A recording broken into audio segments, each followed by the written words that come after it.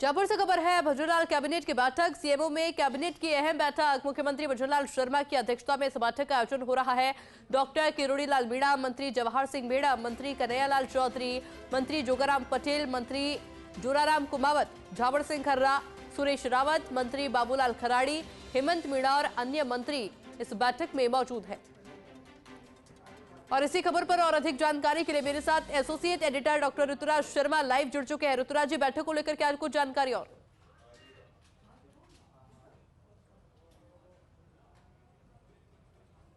देखिए, कैबिनेट की बैठक समाप्त हो चुकी है और मंत्रिपरिषद की बैठक भी शुरू हुए काफ़ी समय हो गया है।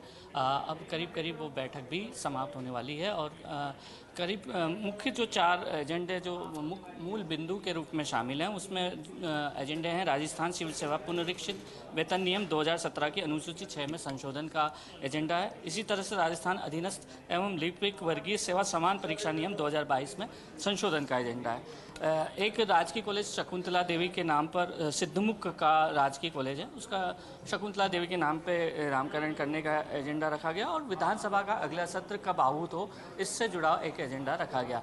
ये मूल एजेंडे हैं, लेकिन हमें गौर करना होगा कि कुछ टेबल एजेंडे के रूप में बातें सामने आ सकती हैं। जैसा कि मैंने पहले भी दर्शकों को बताया था कि जो एसआई भर्ती का प्रकरण है वो काफ़ी ज्वलंत मुद्दा है और इसको लेकर तमाम जो पहलू हैं उसको लेकर यहाँ पर विचार विमर्श अनौपचारिक चर्चा में ऐसा माना जा रहा है कि किया गया है।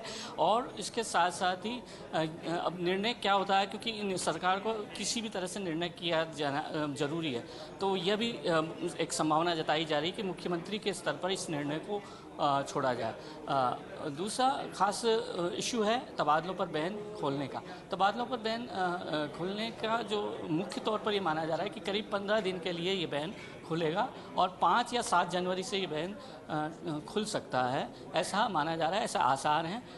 ये सारे एजेंडे जो हैं वो टेबल एजेंडे के रूप में मैं बता रहा हूँ और टेबल एजेंडे के रूप में ये सामने आ सकते हैं। लेकिन जो मुख्य एजेंडे, जैसे कि मैंने आपको कहा, दर्शकों को बताया कि 4 एजेंडे रखे गए हैं। विधानसभा का सत्र जो आहूत करने को लेकर जो एजेंडा है उसमें मुख्य तौर पर ये बात सामने आ रही है कि जनवरी के अंतिम सप्ताह में विधानसभा का सत्र आहूत हो सकता है, जो कि बजट सत्र होगा। इसमें एक जो बिंदु है वो बिंदु यह है कि जो बजट है वो आखिर कब पेश किया जाए। तो क्योंकि आमतौर पर यह देखा गया है कि केंद्र के बजट के बाद राज्य का बजट होता है, लेकिन कई बार बीच बीच में ये परंपरा टूटती भी गई है। लेकिन बजट आखिरकार कब पेश किया जाए इसको लेकर भी यहाँ पर हो सकता है विचारों, क्योंकि लेकिन शुरुआत में जो चर्चा का विषय है वो है विधायी कार्य को लेकर। मुख्य तौर पर ये तमाम बिंदु हैं इन पर विचार विमर्श है और कभी भी मंत्रिपरिषद की बैठक भी समाप्त हो सकती है और कुछ ही देर में प्रेस ब्रीफिंग भी शुरू हो सकती है। क्या माना जाए ऋतुराज जी, लगभग कितनी देरी है बैठक चलेगी और क्या कुछ निर्णय निकल के सामने आ सकते हैं?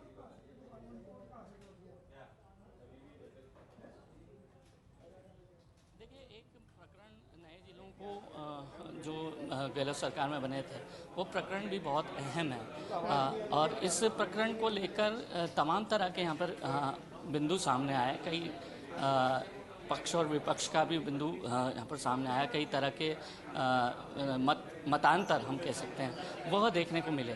लेकिन इस पर क्या निर्णय हो सकता है, तो ये भी संभव है कि इसे लेकर भी जो अंतिम निर्णय है वह मुख्यमंत्री स्तर पर हो।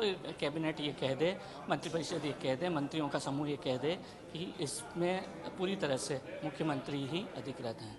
तो इसलिए ये तमाम जो बिंदु हैं ये अभी ज्वलंत इशू है।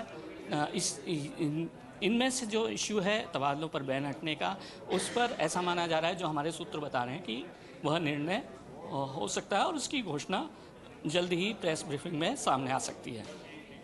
इसके अलावा जानकारी आपसे ये भी चाहेंगे ऋतुराज जी कि कौन कौन अभी फिलहाल इस बैठक में मौजूद है?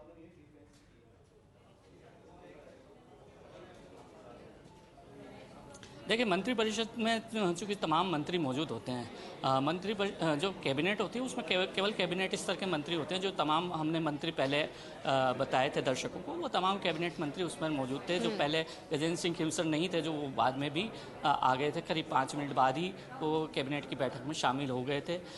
तो वे भी शामिल हो गए और इसके साथ ही जो अन्य जो कैबिनेट मंत्री वो शामिल हो गए थे।